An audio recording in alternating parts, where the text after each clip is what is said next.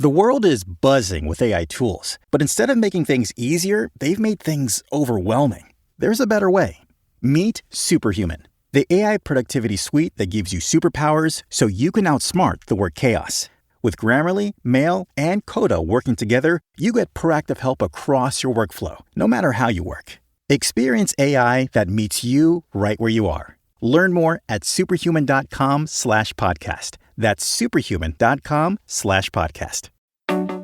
Welcome to Lifestyle Solopreneur, the community for entrepreneurs who put lifestyle first. Join your host Flavia Barris as she interviews successful lifestyle solopreneurs and shares ideas to help you find the perfect balance between lifestyle, business, and self. Flavia is an attorney, marketing expert, and founder of several online academies. She's been featured in major media, including BBC World News, The Wall Street Journal, The New York Post, ESPN Television, and more. Join us for this episode of Lifestyle Solopreneur.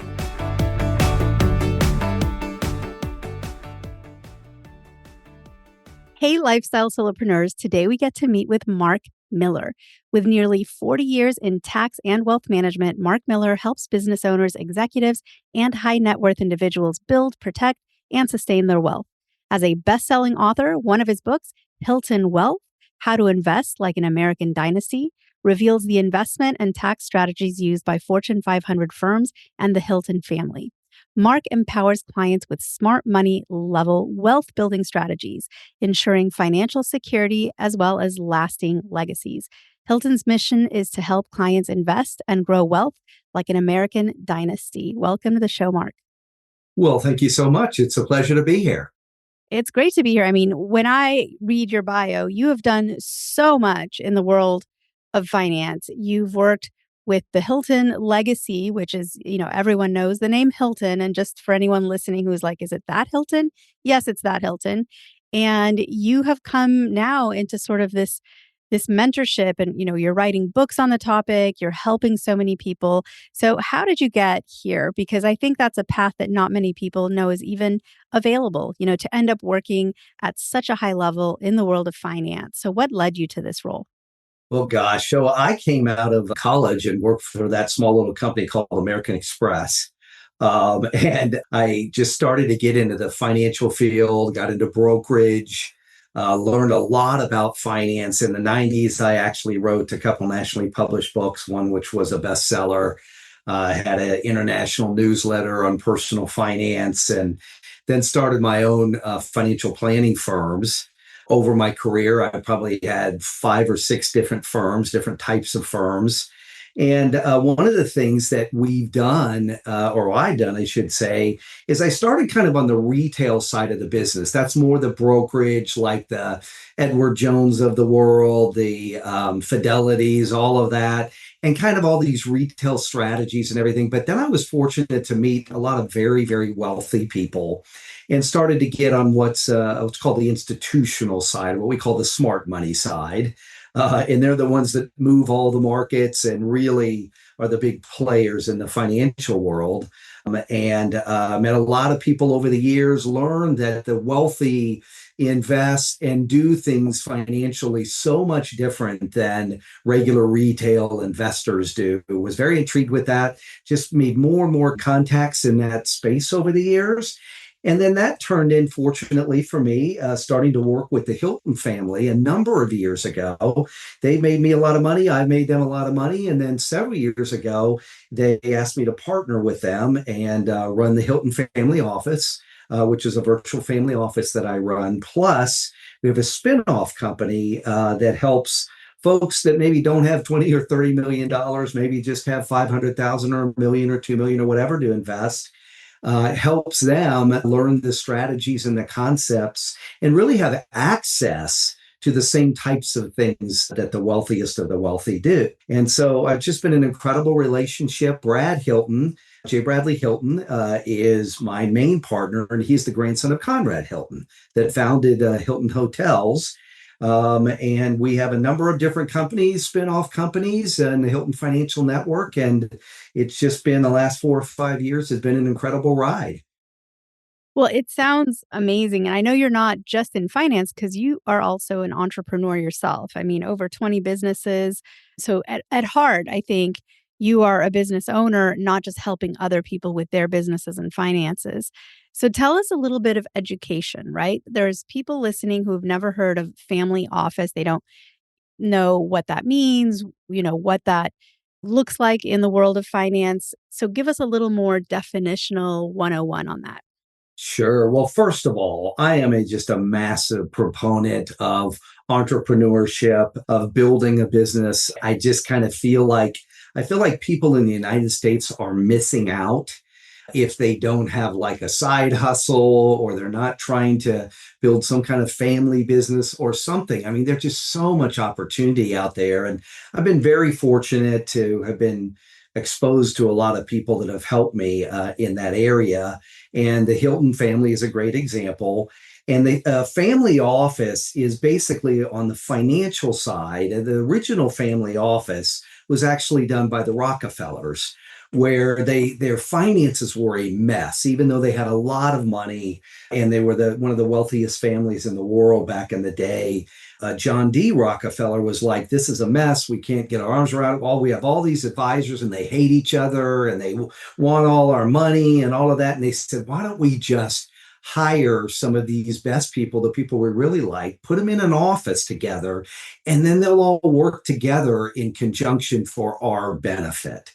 And that's the concept, the original concept of the family office. Now, it's since kind of morphed into a multifamily office, which was the biggest model for a long time, that it wasn't just one wealthy family. It was a whole bunch of wealthy families that would get together and then they could share ideas, they could cut costs, all of those type of things, and be extremely efficient. Well, in kind of the information revolution, it's turned into, and not all of them are this way, but for instance, the Hilton family office is a virtual family office. What does that mean? It means that instead of trying to hire people to come into one office, say we're out of Atlanta, Georgia, find the quote best people in Atlanta all to work in Atlanta, we can go all over the world and basically outsource and get the best in class for pretty much everything that somebody needs financially. And we believe that's a better model. Plus, it's a lot less, it's much more cost effective also. But then you're dealing with the top, 2-3% of the advisors in every single area of your finances in the world, as opposed to just one geographic area that you're choosing from. So that's the basic concept of the family office. And our concept at Hilton Tax and Wealth Advisors is basically to be a spin-off of the Hilton family office. It's Brad and I's kind of passion to bring those advanced strategies and the ability to be able to have access to invest in things that only people that would have 20, 30, $40 million can invest in, a little bit more down to Main Street. Well, there are people listening who are thinking, "Oh my goodness, I don't play in that game. I'm making 100,000 a year, not 10 million a year." And so, what are some things and concepts that you think someone at any income level, maybe even someone just coming out of school and they have their first job, what is something that, and I know you can't give specific advice. You can't on a podcast tell someone buy this stock or make this move, or because you don't know who's listening. It could be all kinds of people in all kinds of situations. So again, this is not individual advice, but what is something that is general advice that you think is not really out there enough, and that there are a lot of people walking around in life not knowing some kind of low-hanging fruit or sort of easy concepts that everyone should know, but unfortunately we're just not taught in school? Yeah. Well, first of all, with Hilton Tax and Wealth Advisors, we work with all kinds of folks. Generally, if you've got portfolios that are 500,000 or more, or if you're making, 100, 200,000 a year, whether there's some advanced tax planning, things like that. The first thing that I would probably say is exactly what you're doing. And I commend you for what you're doing, is talking to people about being a solopreneur, going out there, and the biggest return that you're going to get on any investment in your entire life is in building a business. And there's so much opportunity out there right now. One of our partners, who's very, very big in the AI world, said, right now, I mean, you can even go to Chat GPT or something like that, or Claude or whatever, and say, hey, what are the best opportunities? I want to make X. I mean, give it enough information, a lot of detailed information. This is what I want to do. Here's my passion, whatever. What are the top opportunities that I can make $150,000 a year or 200 or whatever it is, whatever you want to make? And find those opportunities. I'm not saying that's the only way to do it, but that's a great way to start. And find those opportunities where you could go out and build a business. And then you can start generating cash flow to then start diversifying beyond the business, to start building an investment portfolio. Obviously, you might be, and there might be a lot of people that are W-2 that are working for employees or employers right now. Then that's great. Go out and get a side hustle, do your W-2 job, get a side hustle, gradually build something up, and just start putting money away, socking money away, and start building a diversified portfolio. Great advice. And you've put a lot of your advice into your books. You're a published author. You have taken that route to mentor many, right? Because through a book, you can be read by so many people and touch so many different lives. So tell us a little bit about that. We have aspiring authors who listen to this podcast as well. And what was that process like to write a book? Is this something you'd always wanted to do, or were you pushed into it just knowing that you had to do it as almost a duty to your clients and future clients? Tell us about that process, because writing a book is no easy feat. No, it's not. Well, nowadays it's a lot easier than it was back in the day when I started writing a few of my first books. And I'm just going to tell you a quick story. In the interest of time, I'll try to make it fairly short. But I was very fortunate in my young days. I was very interested in finances, and also I was very interested in saving money and tips and strategies. I talk about it all the time.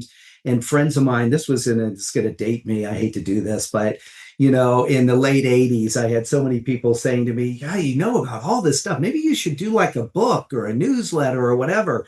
And I decided to do a newsletter. So I did this small newsletter, and I just hit upon this idea. And back in the day, you can do this really easily online now through PR firms. But I actually went to the library and opened up some books on marketing organization and spent hours and hours and hours to get all these addresses to send a PR release out to all these radio stations, newspapers, all this type of stuff, announcing my newsletter.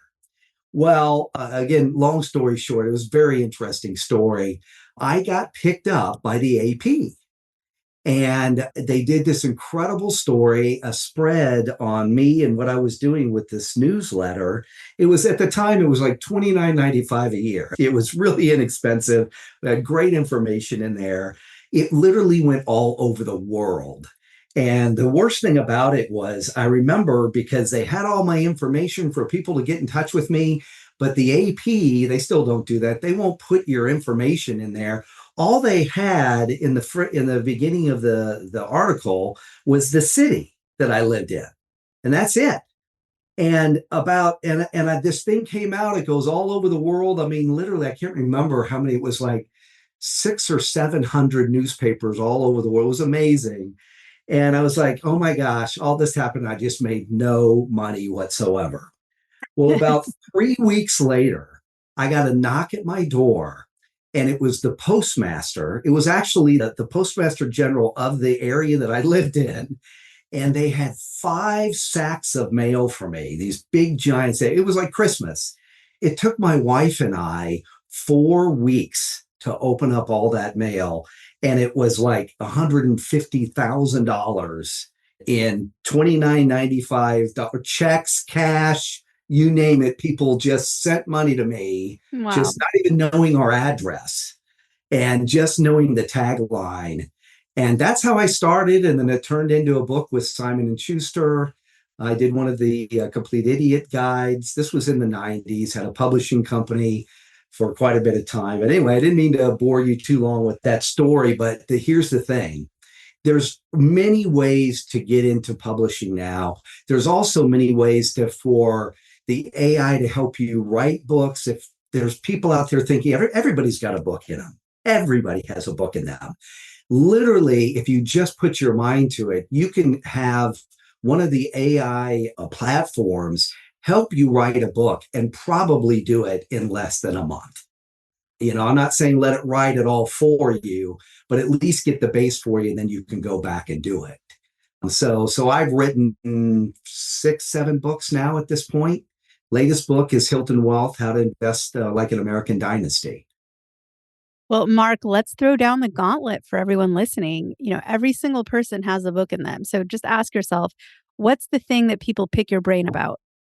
It could be something that you've developed over time. It could you might just have people saying, I love, love, love the way you do your makeup. Tell me about how you get your eyeliner that way.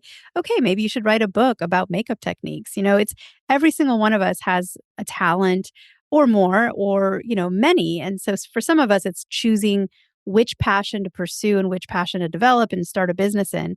But I just love that you said every person has a book in them, because I agree with you wholeheartedly. Totally. Yes, absolutely. There's no doubt. Everybody does, like you said, have a passion or something they're good at. Here's the thing, and I was just listening to a podcast the other day, is somebody was talking about this and saying, when you look back, everyone, no matter how long they've been on this earth, they have incredible things that have happened in their lives.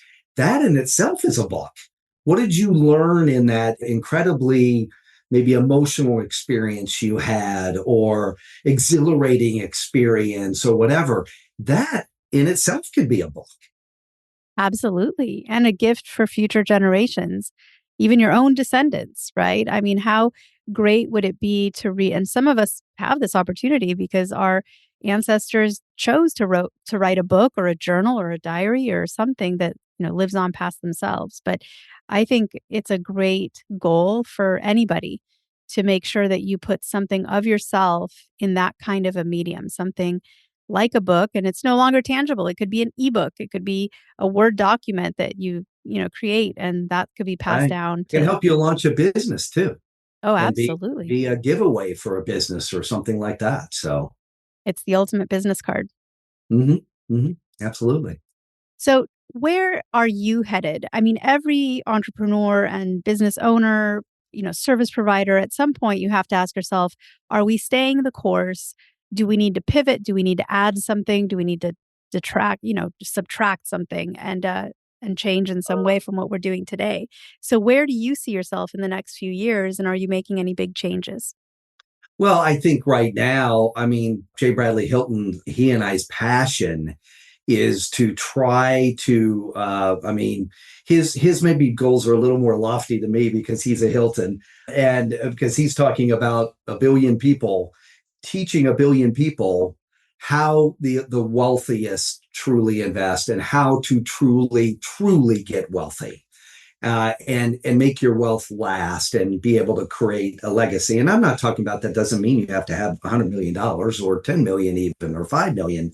It just means, how do you design a processes, systems, all of that, which is what the wealthiest do, to ensure that you're going to continually build your wealth over time so you can build a life that you want.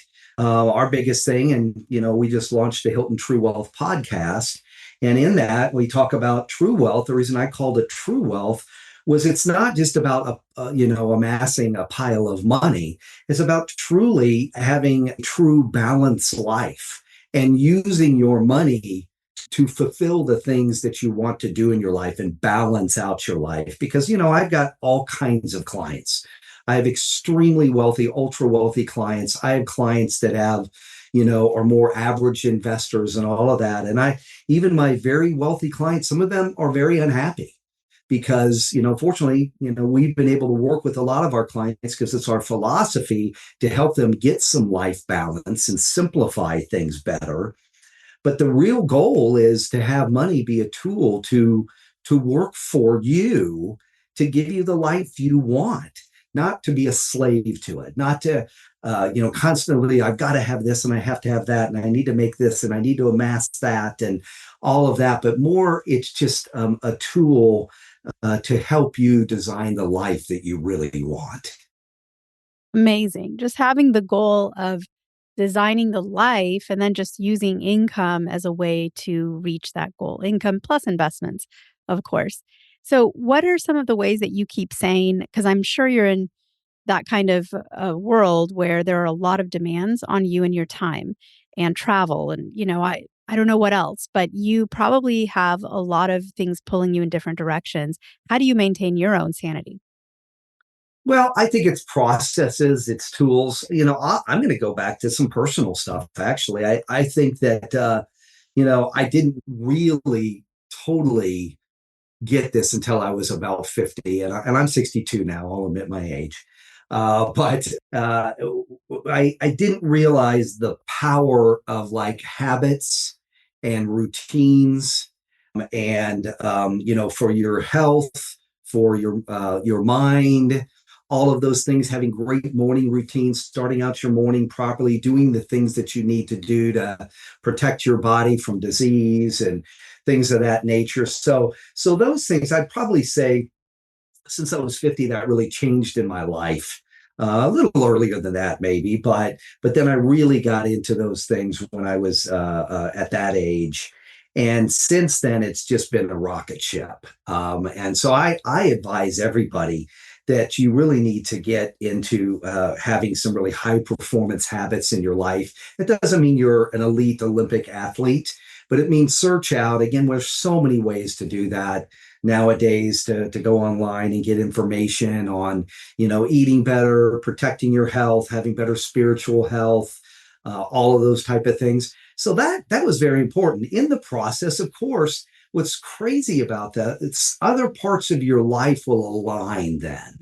Other areas too, like the physical things, like the money, building wealth, even relationships. You'll have better relationships and things of that nature. So I would say, if some of these people, your people that are listening that are entrepreneurs, as an entrepreneur, you just, I don't believe that you can have ultimate success. I had good success when I was younger, in a lot of businesses, and just story I told you earlier and things like that.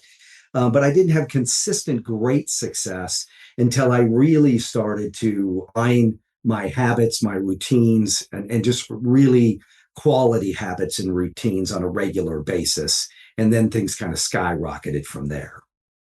Well, I always ask guests, is there something you're willing to share with listeners, beyond this conversation we're having today? And you made a really generous offer. You said, would your listeners want to have a copy of my newest book? And I'll have you go ahead and tell listeners where they can go to your website to request that book. I just thought that was very generous, full of value.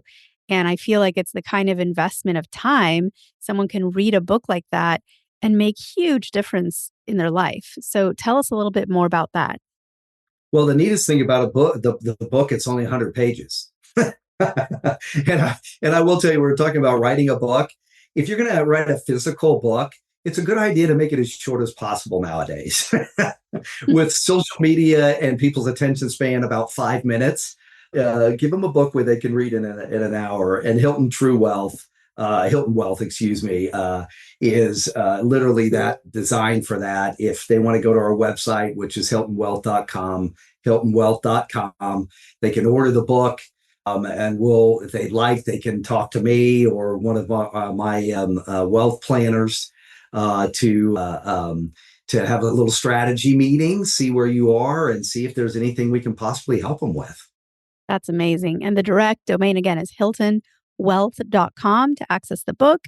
And then, as always, we put those links and links to any generous offer from all of our guests on the podcast at podcastguestgift.com. That is where we maintain sort of a running list of all of these amazing resources. So thank you so much, Mark, for that. How does someone connect with you, find you online, learn more about what you're up to and doing and your philosophies about finance and life online? Sure. Well, they can find me on LinkedIn. We have just recently launched the Hilton TruWealth podcast, which anybody can find on their favorite venues.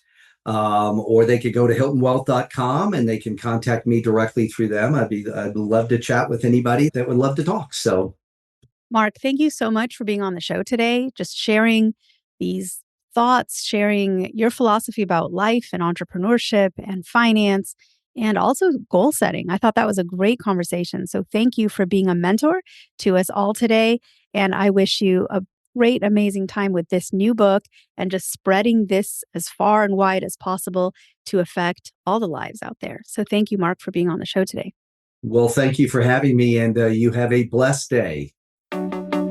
Guess what, lifestyle solopreneurs? If you don't yet have an online business earning you enough passive income to live the life of your dreams, I'd like to suggest you consider trying out Kajabi. Kajabi is an all-in-one solution where you can create and teach online courses, publish a paid newsletter, launch a free or paid podcast, process payments, build one-on-one coaching portals for your clients, and much, much more. I personally use Kajabi to power numerous successful and profitable online businesses. Lifestyle solopreneurs, there's a free trial of Kajabi waiting for you at this link, www.kfreetrial.com. You can try Kajabi for free, no obligation, by going to www.kfreetrial.com. Again, kfreetrial.com, and that K stands for Kajabi. Starting an online business helped me break free from that corporate grind, and I hope it does the same for you. You have nothing to lose and absolutely everything to gain. Thanks so much for tuning in today. Don't forget to subscribe to the show, and see you next time.